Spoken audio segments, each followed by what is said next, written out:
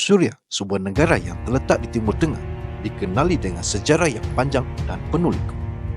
Sebuah tanah yang pernah menjadi pusat kebudayaan, perdagangan, dan peradaban kuno.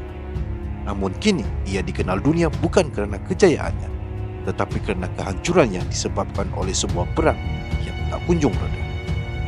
Perang yang telah merenggut lebih dari 1,5 juta jiwa dan menghancurkan kehidupan jutaan orang. Mari kita telusuri perjalanan panjang yang telah membawa Suriah ke titik kehancuran ini. Sebelum kita lanjut, jangan lupa untuk klik like dan subscribe channel GIPSD. Aktifkan notifikasi agar kamu bisa mengikuti diskusi menarik tentang konflik global dan perkembangan perang semasa. Tonton sampai habis untuk mendapatkan informasi lengkap.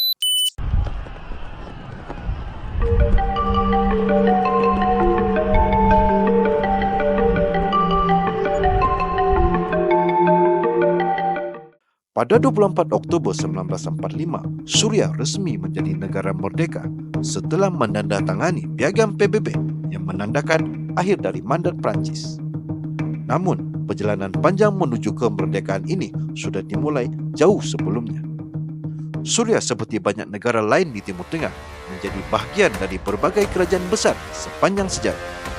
Dulu negeri ini adalah bahagian dari Kekaisaran Romawi yang agung. Setelah jatuhnya kekaisaran, Suriah menjadi bahagian dari wilayah yang dikuasai berbagai kekuatan Islam. Pada tahun 1958, Suriah sempat bergabung dengan Mesir untuk membentuk Republik Arab Bersatu. Tetapi hanya bertahan 3 tahun sebelum akhirnya berpisah pada tahun 1961 dan meraih kemerdekaan sepenuhnya. Sejak 1963, Suriah diperintah oleh Partai Ba'ath yang sekuler yang berkuasa hingga hari ini. Namun, sebuah pergeseran besar terjadi pada 1970 ketika Hafiz al-Assad, sang jenderal militer, mengambil alih kekuasaan setelah melakukan revolusi damai. Hafiz al-Assad memimpin Suriah selama lebih dari 30 tahun dengan tangan besi. Pada tahun 1982, pemberontakan yang dipimpin oleh Ikhwanul Muslimin di kota Hama digagalkan dengan kekerasan yang mengerikan. Pemerintahan Suriah melancarkan serangan yang menewaskan puluhan ribu orang, menghancurkan kota itu dalam upaya untuk menghapuskan setiap oposisi. Taktik bumi hangus yang diterapkan Hafiz al-Assad menjadi simbol dari bagaimana pemerintahan Ba'ath mengatasi ancaman dengan kekuatan militer yang brutal. Setelah kematian Hafiz al-Assad pada tahun 2000, anaknya Bashar al-Assad yang sebelumnya dikenal sebagai seorang dokter mata mengambil alih kendali negara. Pada masa pemerintahan Bashar, harapan awal muncul. Banyak orang Suriah mengira bahawa Bashar akan membawa angin segar bagi negara yang telah terkunci dalam pemerintahan otoriter selama puluhan tahun. Pada tahun 2011, dunia Timur Tengah digoncang oleh gelombang protes yang dikenal sebagai Arab Spring. Negara-negara seperti Tunisia, Mesir dan Libya bergejolak. Rakyatnya menuntut kebebasan dan perubahan. Gelombang itu menyebar hingga ke Suriah. Pada 26 Januari 2011, rakyat Suriah mulai keluar ke jalanan memprotes kebijakan pemerintah yang otoriter dan kemerosotan ekonomi yang semakin memperburuk hidup mereka.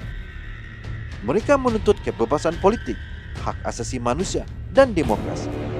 Proses-proses ini semakin meluas dan berkembang menjadi sebuah pemberontakan yang dipimpin oleh kelompok oposisi. Namun, bukannya mendengar tuntutan rakyat, Bashar al-Assad merespon dengan kekerasan. Tentera Suriah menembaki pengunjuk rasa yang tak bersenjata, hanya ingin menuntut perubahan. Peristiwa ini menjadi titik awal di apa yang kemudiannya dikenal sebagai Perang Saudara Suriah yang masih berlangsung hingga hari ini. Dari jalanan yang dipenuhi pengunjuk rasa, Suriah perlahan berubah menjadi medan pertempuran. Pada Maret 2011, pemberontakan semakin membesar. Pasukan pemerintah bertempur dengan kelompok-kelompok pemberontak yang semakin terorganisir. Konflik ini melibatkan berbagai pihak, baik dari dalam Suriah maupun dari luar negeri. Negara-negara besar seperti Amerika Serikat, Turki, Arab Saudi, dan negara-negara barat lainnya memberikan dukungan kepada kelompok pemberontak. Sementara itu, Rusia dan Iran tetap mendukung rejim Assad dengan pasukan senjata dan bantuan militer. Pihak pemberontak yang terlibat tidak hanya satu kelompok. Ia terdiri dari beberapa kelompok seperti pasukan Kurdi, Hayat Tahrir al-Syam, dan kelompok Islamis lainnya. Semua memiliki tujuan yang berbeda-beda. Namun, mereka bersatu dalam satu tujuan besar, menggulingkan rejim Assad. Seiring berjalannya waktu, Suriah terpecah menjadi beberapa wilayah yang dikuasai oleh berbagai kelompok. Banyak kota besar seperti Aleppo dan Homs menjadi medan perang. Keadaan semakin buruk dengan munculnya kelompok-kelompok ekstremis seperti ISIS yang juga berjuang untuk menguasai wilayah Suriah. Rakyat Suriah semakin menderita dan negara ini menghadapi krisis kemanusiaan yang dahsyat. Lebih dari 5 juta orang melarikan diri dari negara ini, sementara lebih dari 6 juta lainnya menjadi pengungsi internal. Namun, meski dunia luar memberikan bantuan, Suriah masih terus berperang. Keadaan semakin buruk pada akhir 2024 dengan serangan besar-besaran yang dilakukan oleh kelompok pemberontak. Pada 8 Desember 2024, pasukan yang dipimpin oleh Hayat Tahrir al-Syam mengklaim berhasil merebut ibu kota Damaskus, memaksa Presiden Bashar al-Assad melarikan diri dari kota tersebut. Sekarang Suriah berada di persimpangan jalan.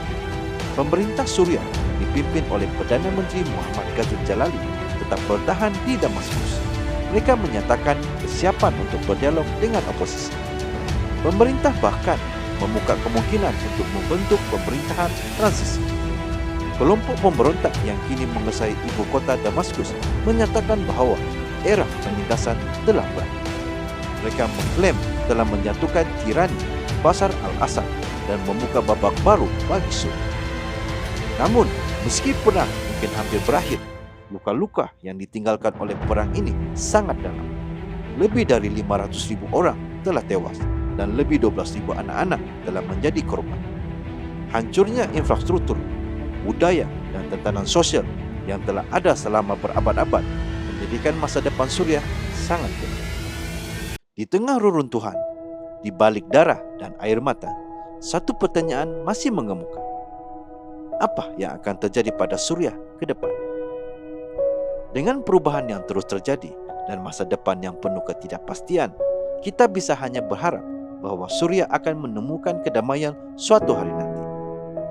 Namun, perjalanan panjang ini adalah sebuah pengingat tentang harga yang harus dibayar ketika kekuasaan ditahan dengan tangan besi, dan bagaimana rakyat yang terhimpit akhirnya akan bangkit untuk mencari kebebasan mereka. Suriah yang kita kenal mungkin telah berubah selamanya, tetapi kisahnya masih terus berlanjut.